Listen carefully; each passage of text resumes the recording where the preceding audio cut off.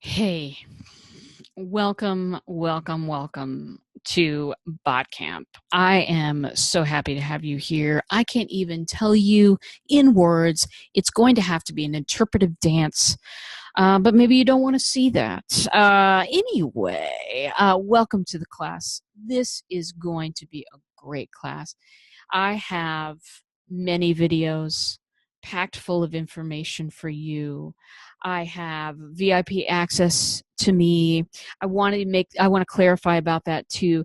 That does not start on the day you buy the class, the day you start the class. That is the day that you start asking questions to me about bot building. Not a random question about the class. No. You start asking me questions about bot building. Your 14 days start right then, or your 30 days starts right then.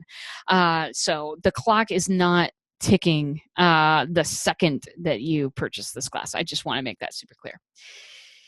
My name's RJ Redden. You probably knew that. I am absolutely so enthused about bots that it has changed the course of direction of my career. This, my friends, is bigger than email. This, my friends, is the thing. I will explain why I think that another time. First, I want to really dig in to content right away. There's some things that I want you to do before you start to build. Super important stuff. So I'm going to share my screen with you. My screen contains my script. And I want to talk that along with you. I've got some important parts highlighted. Please do take notes. I can also make the script available to you if you would like it. But take notes on the important stuff. You know it's important to you.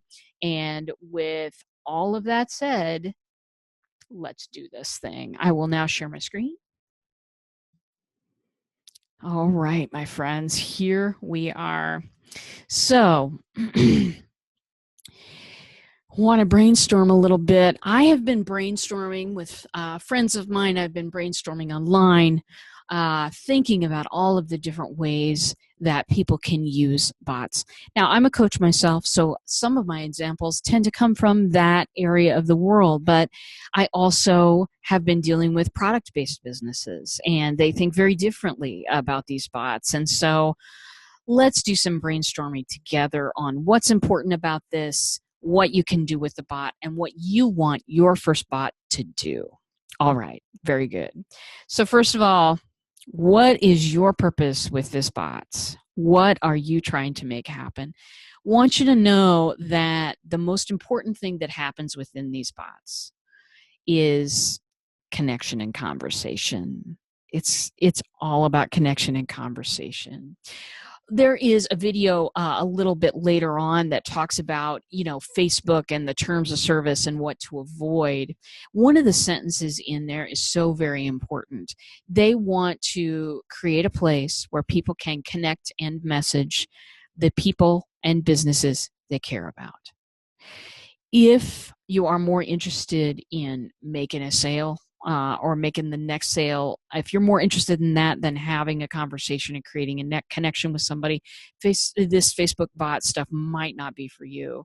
You probably wouldn't have made it this far anyway, but if you desire to get to know your potential people, your potential clients, if you want to make a connection, have a conversation with people, get some information. I mean, if you want to do that kind of stuff, it's all, there's not a lot of hard selling in this. Facebook in several ways makes that hard to do or completely unavailable. This is the soft side, but it is incredibly effective. I will tell you that probably about in February, paid a lot of money to be taught, a certain type of funnel, which was a Facebook ad to a webinar to, several things down the line. Spent a lot of money on the class. Spent a bit of money on the ads themselves. I got I did everything to correctly. I got one phone call. On the other hand, I used a bot. I made up Accountability Bot. A friend of mine shared it on our timeline. I got 4 phone calls within 2 weeks. It cost me $10. That's a big deal. That's a big turnaround. So, but the point is connection and conversation, giving people value without asking for the sale up front, those kinds of things. Do get comfortable in your mind with that. Some of the conversation in the bot is produced automatically. But know this before you start as well. Bots reduce the repetitive parts of the conversation. Okay, so picture yourself in a networking event. Oh, we've all been there, haven't we? I have. Not my favorite element, let me just say.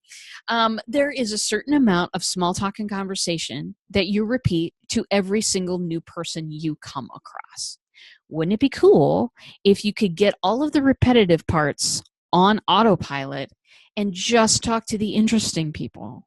That's what's happening within the spot. That's what's happening. Some of the conversations produced automatically. That's great stuff. We'll create that together. But you must show up for the parts that are not produced automatically. You must show up for the conversation part. I spend about 20 minutes a day on average. So sometimes it's more, sometimes it's less, but about 20 minutes a day I spend looking at my bot, conversing with people, connecting with people, taking down information that's being produced by my bot, tweaking, about 20 minutes a day. And that has produced dividends for me, as I said before.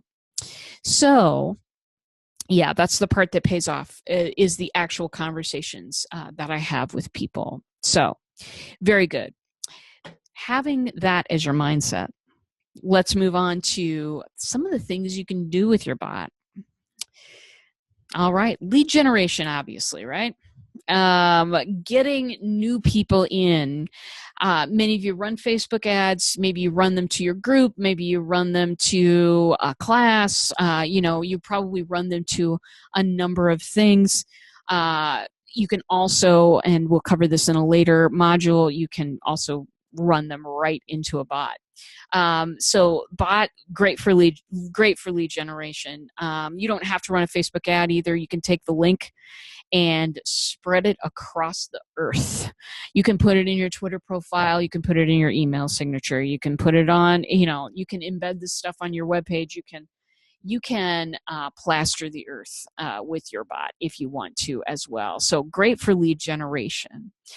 Freebie replacement. Many of you have some sort of a freebie. Many digital marketers, people who market online, many of them have some sort of a freebie giveaway that introduces people, to their methods or their thinking or whatever, something that'll create great value for the user.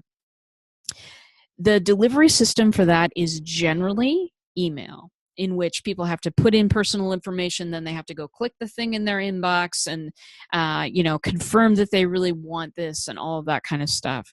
What if you could just deliver that freebie through Messenger? It's instantaneous. No more than one click, and you have everything you need. So it's great for freebie replacement. Subscriptions to blogs, podcasts, and etc. We'll be using a tool called ManyChat. And ManyChat allows you to connect.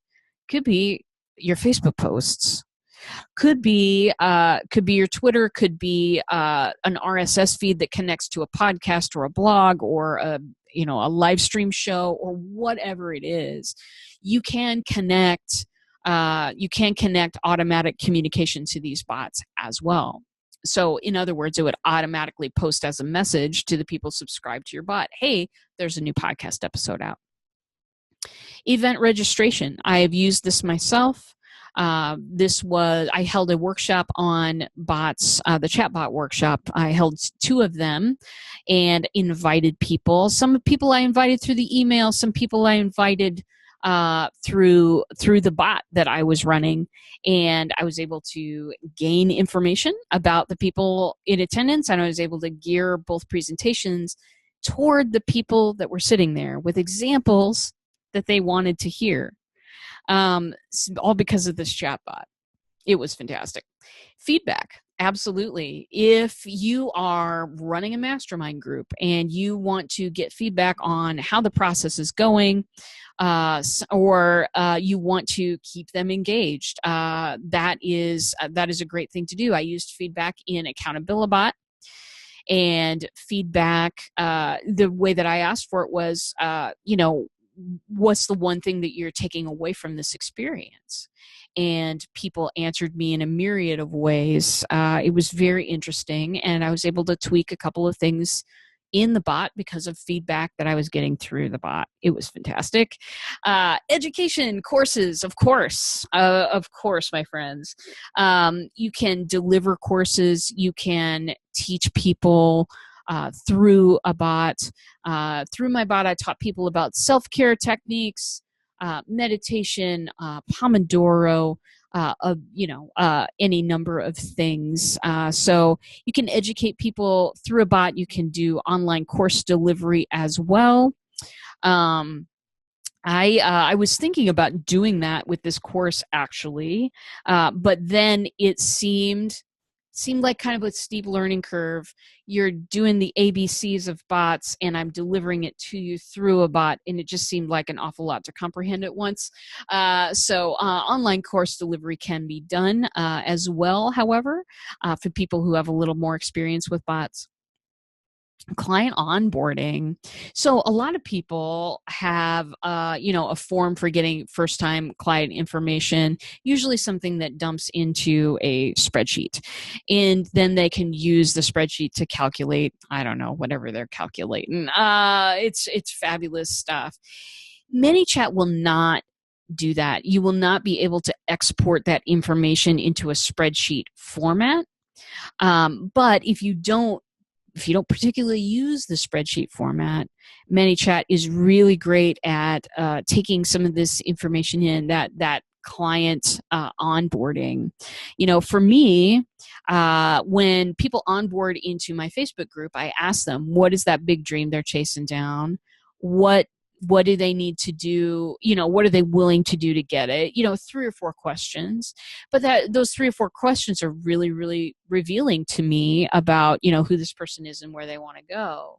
So having that same series of questions within a bot to, onboard a new client, it's very valuable to me to do it within ManyChat. I don't need to see I just need to see that person's information, and then I can make decisions based on that. So also, you can use a bot while onboarding clients to kind of set client expectations. What's your time availability? How soon can they expect that you will get back to them if they have a question?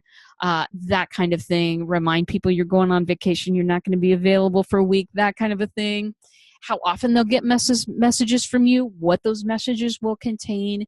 You can set it up so that people they know exactly what to expect from your relationship, which is really great stuff too.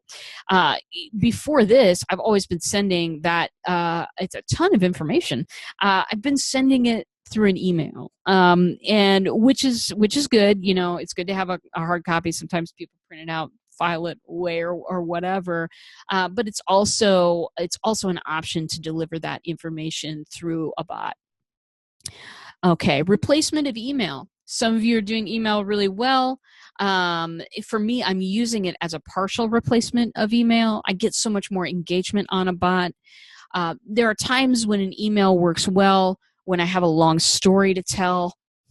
When does that happen, right? When I have a story to tell, something like that, in email works well.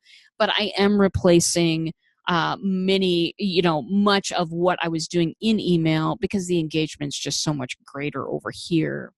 You can use this to do a 5-day challenge. Absolutely you can. Many of you saw Accountabilibot or was part of that, which is a bot that sends for an entire week. It sends messages twice a day, once in the morning asking you what you want out of that day, and once in the evening checking up on how you've done.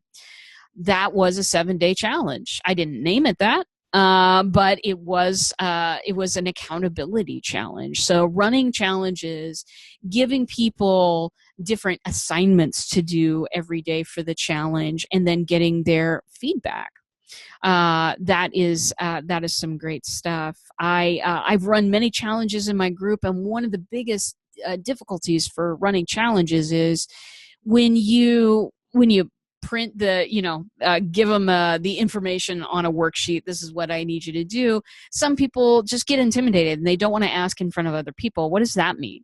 What does that mean? Or can I get some clarification on that? Some people will just ask, but there are people, who will participate in a one-to-one situation very, very differently than they do a group situation with those 5-day challenges. So, let's see, retargeting people in the bottom of the funnel. So, for example, using tags to segment your audience and then sending them a specific sequence. The example that I'll use is I set up my bot very strategically to cover some of the different sides of my business. So I set up one day, in addition to the 3 questions, the questions in the morning and then the follow-up in the evening, I also had a different path that people could go down to learn about a time management technique that I use a lot. It's called the Pomodoro. So what I did was, I re-engaged people who were already using the bot. And I wanted to know who's interested in time management techniques. Is that a big market? Retargeting people who have maybe said that they want to, maybe do a call with you. Maybe they clicked that in the bot, that link that led them out to your website, but maybe they haven't picked up that phone yet or made the actual scheduling appointment yet. I can get back with those people and say, hey, did you have any questions? Did you need anything? How can I help you? And then retarget them toward getting on my schedule and making a phone call. So that's kind of retargeting. Keeping current client engaged, absolutely. So if somebody is in a super long program, maybe a year-long mastermind that you're doing, and you get a big drop-off rate at maybe 3 months, you've noticed, or something like that, you can write a bot that will keep people engaged, that keep people in the loop, in the know, working on, if you do assignments and things like that, it's a perfect thing to use. And qualifying clients to work with you. I had a lot of people sign up for Accountabilibot. Many of them I did not know. I did not expect that much, but many of them I did not know. Some of them are people that, they self-select out. And then from the rest, I read the responses that people are putting in to this bot, and I'm able to pick out, this person would be really super great to work with. Maybe, I can give them a little bit more encouragement. Qualifying clients to work with you. They're figuring you out, but you get a chance to figure them out as well. Okay, fantastic. And so much more, right? They're developing bots, giving them more features all the time. Some of the features in a bot blow my mind, and possibly they will blow yours too. This is something Facebook is backing heavily. They are setting guidelines and enforcing them, so know that. There's a video on that later in the sequence. But this is going to be a good thing, I think, for a long time. I also want you to think about this as the total Disneyland experience. Now, my brother-in-law and my sister went on a cruise. Last time we saw them, they were full of stories about this cruise. And, one day I said, Brad, what is the big deal about this, cruise? You keep talking about it, telling stories. And what he said to me was that from the moment that they stepped on board, their every need was anticipated and taken care of. And that it was really a whole. It was something set apart from real life. It wasn't like going to the beach but checking your phone. It was a total environmental thing. Disneyland is where people are taken care of at every turn. Needs, questions anticipated and dealt with. And you can do this inside the bot. We'll talk about keywords and how to do that in that section. So anticipate, as you are building this bot, anticipate as much as you can. Not possible for you to anticipate everything. Not possible. But do try to anticipate as much as you can. Take feedback and questions others have. At some point, you will have a group of 10 of your friends and clients test this thing out. Take that feedback and adjust as needed. There are two things that are available in a bot that are just priceless. And one is when you create value for your potential clients, for your users, when you create value for them, you teach them something that they didn't know. You teach them maybe something that they didn't know about themselves. I mean, you teach them stuff that they didn't know about you. There's creating value, which is really great, but also think about the experience that surrounds that value. Okay, I know you've heard this. Starbucks isn't just selling coffee. That $4 that you're paying, well, it's probably $5 now. I know mine's $5. Anyway, they are selling coffee and they're selling an experience with it. At the time that they started Starbucks, there was not another experience like sitting in one of those coffee shops. And it's all about, it's the ambiance, it's the people at the counter, it's the music, it's, the fact that you can order a double pump skinny latte with foam on top and macchiato on the bottom, and I'm just making stuff up now. You can make your order as complicated as you want and people will still smile at you and be happy that you're around.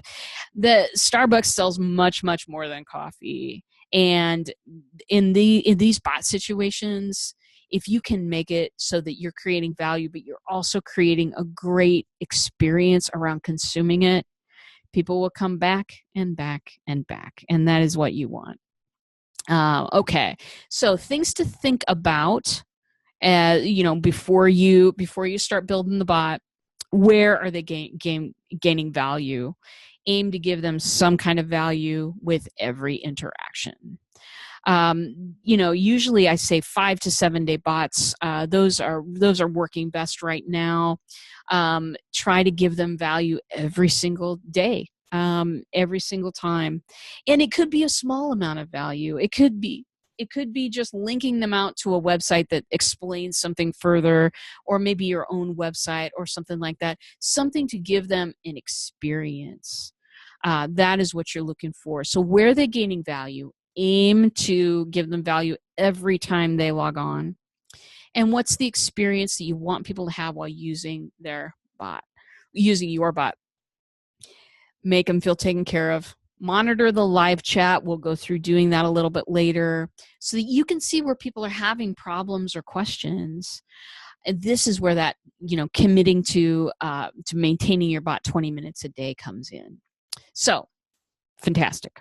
Without further ado, then, let's go to the anatomy of the bot. And I am, one of the reasons that I'm just kind of, giving you the Google Doc here is so that you can see, you can kind of see all the words at once. Sometimes with the PowerPoints and stuff like that, it just gets a little noodly.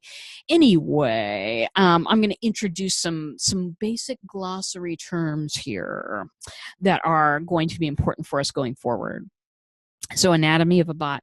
Messages. This is the basic part of the bot. A bot is made up of tons of messages. I will go through 10 types of messages that you can put in a bot. That's in the second unit, actually building your core bot masterpiece. But right now, just for simplicity's sake, we'll say that many of the messages, most probably, are made up of either a text or an image or a GIF, one of those little 3-second movies that people keep putting out on Facebook timelines now. Oh, help us. Anyway, your basic message is just one little piece of building block. You can think about it like a brick. It either is made up of text or an image or a GIF, and those are the three that you'll use most of the time. Messages contain calls to action. When there is, if say you're sending a text message, the text message contains a question: how did you feel about your day today? You can add calls to action at the bottom of that message, and those are you can have free form reply. You can have some kind of quick replies that cover a spectrum of feelings.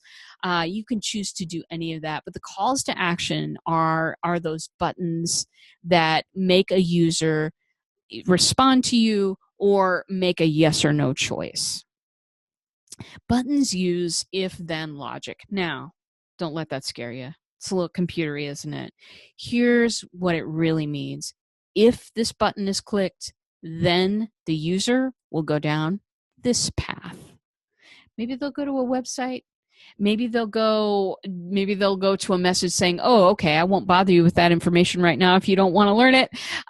You'd put it differently, obviously, but it's if-then logic. It's the same logic as if the doorbell rings, then I'm going to go answer it. If there's a text message on my phone, then I'm going to pick it up.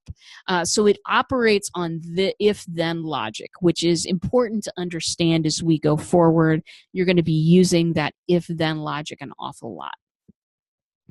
Okay, very good. So the buttons trigger actions. As I said before, you can open websites. You can continue along to another page in the bot. You can subscribe to another sequence within the bot. We'll get to all of that. You can add tags to users for later sorting and broadcasting messages directly to them.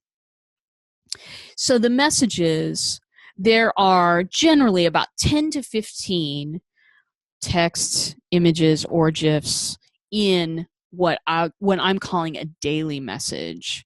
So it's a collection of messages that you're sending to the user for that day. Basic daily message contains 10 to 15 messages with 2 or 3 calls to action. That's your basic daily message. And then a sequence is a series of daily messages within the bot. I think this all deserves a diagram. Yes, it does. I shall draw one for you.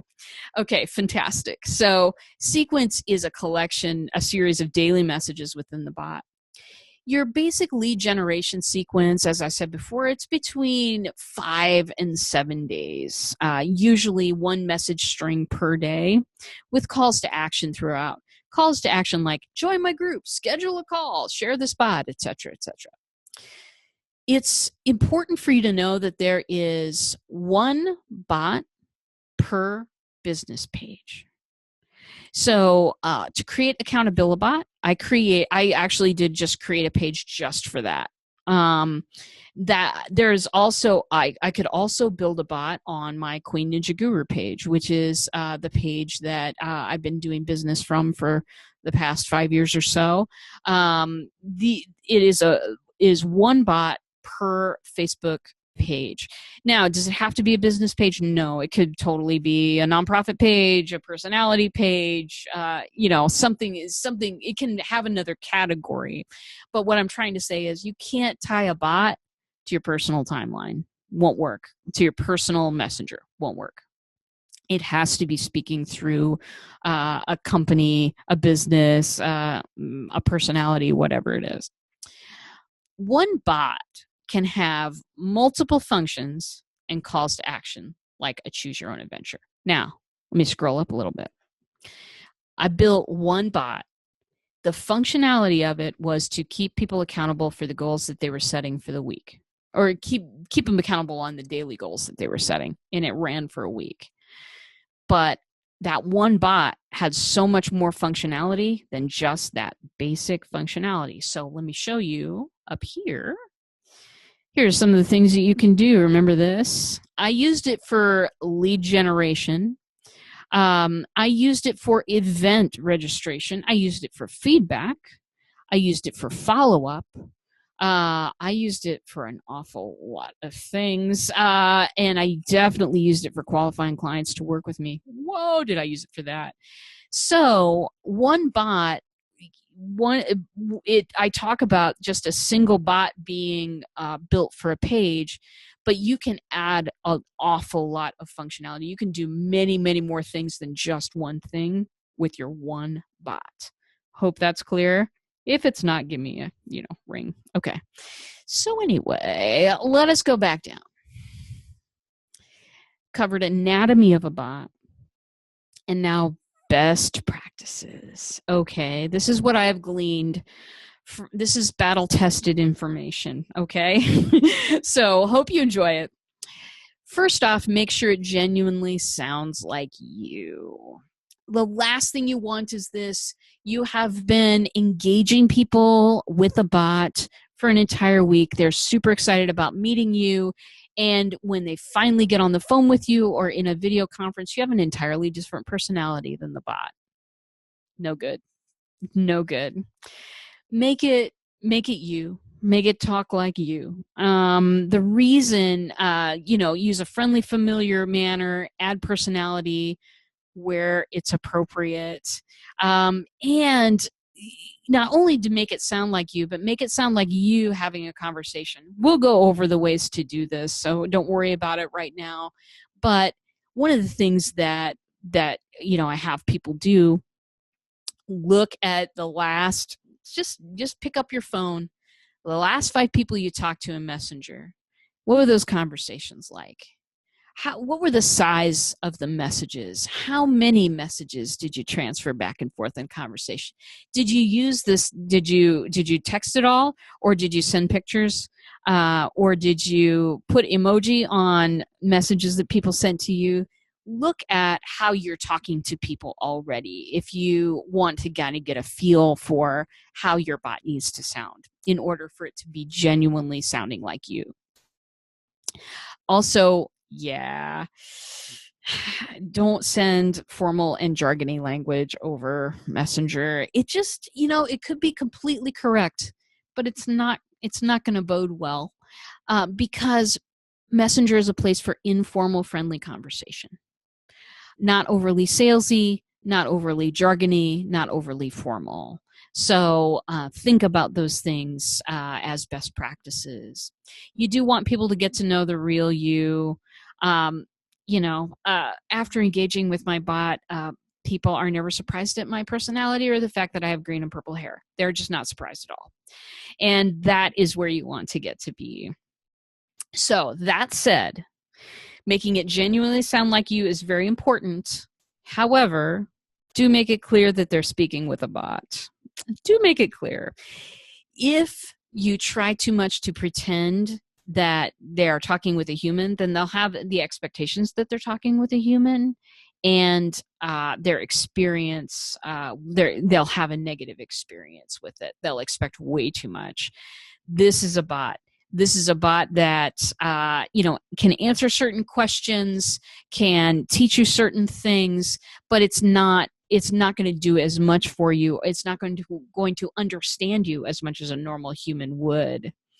You can do this in several ways, letting them know that they're talking with a bot for a while. For example, the name of the bot, I named mine Accountabilibot. Pretty clear that it's a bot. This is not a person. If you don't want to go that route, there are several other ways to do it. The icon that you're using for identification, the little square logo that, on a business page, usually your picture or your logo goes there. I have a little robot head in mine, a little ninja robot. So you can let people know through the imagery that you're using in the bot. You can make your welcome message talk like the bot. Mine does that, and it's super clear stuff. Let people know. People know in some of the text messages. So do make it clear that they're speaking with a bot. That will rein in their expectations, and they'll just have a better experience with it. Test. Please test. I beg you to test.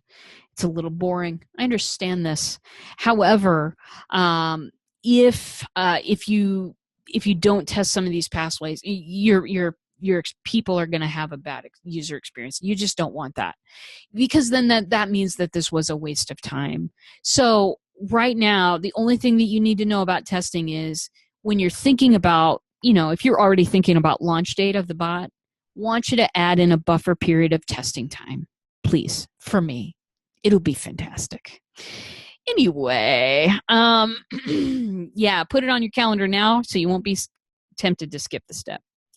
Set expectations clearly. Oh, what a beautiful thing. Set expectations clearly. Hey, here's what you can do on this bot. Here's some information on how to use this bot. Here's what it can do for you. Those kinds of things, setting expectations clearly.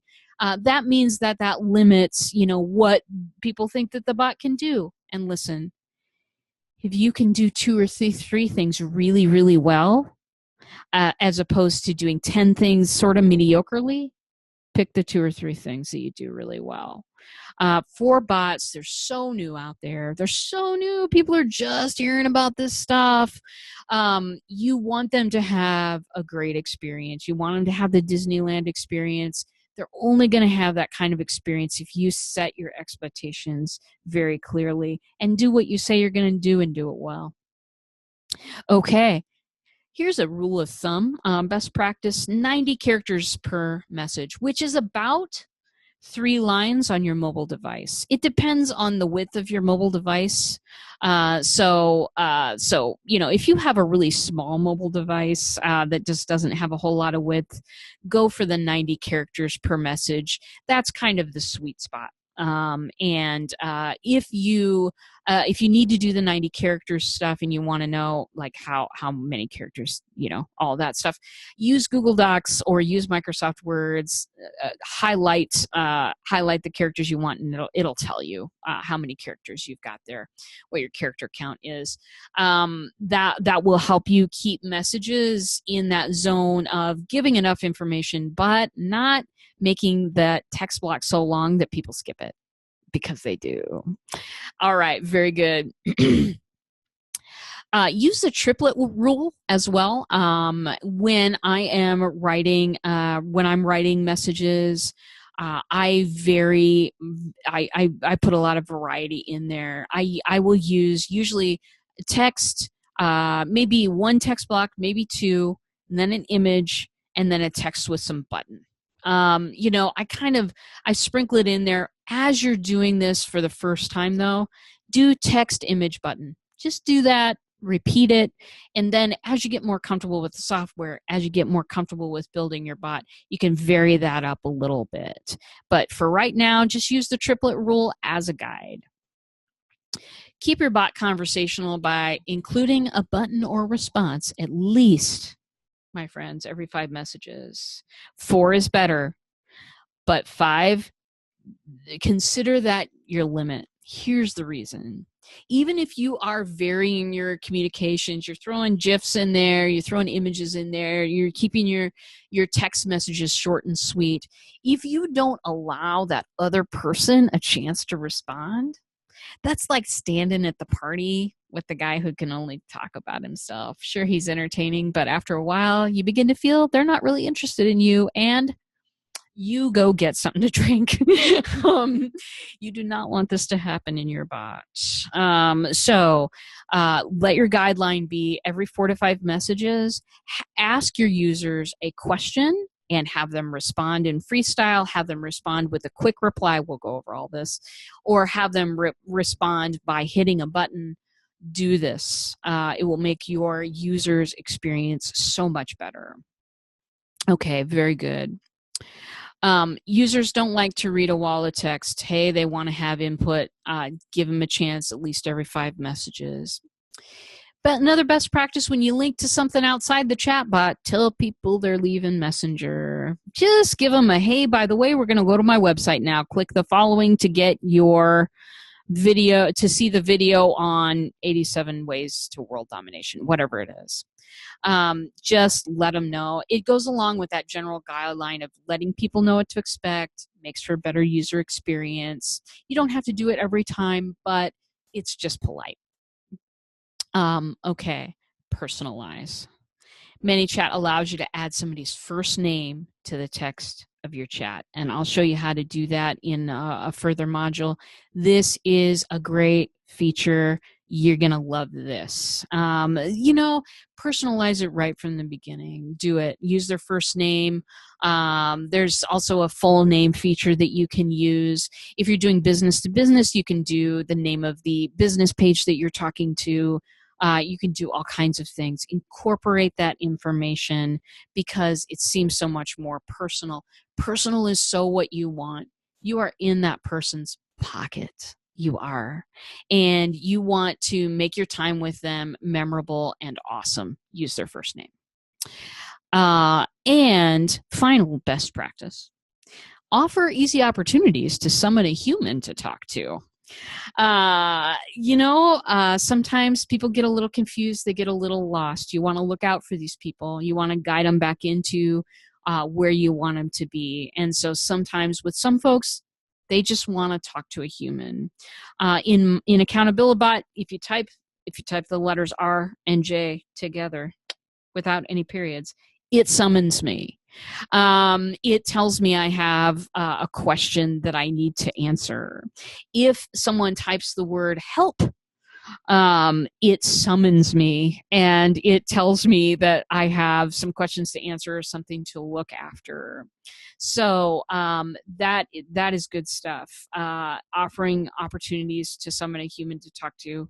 Maybe people just wanted to know that it's auto communication, but then it's also human to human conversation too. So some people crave that type of connection. And also always set good expectations for getting back. That is something that we'll cover later as well. But these are best practices. Nearly all of what I just said, I demonstrate in the further lessons, so no worries about that. I want to welcome you again. I think that this class is going to be a great experience, and I aim it to be a great experience. If you are not having a great experience, I think you know how to summon me, and I will certainly do the best I can to answer any questions you might have. That is it. That was what to think about before you start, anatomy of a bot, and best practices. Next up, we are going to build your first core sequence. So get ready, and I'll see you in a bot.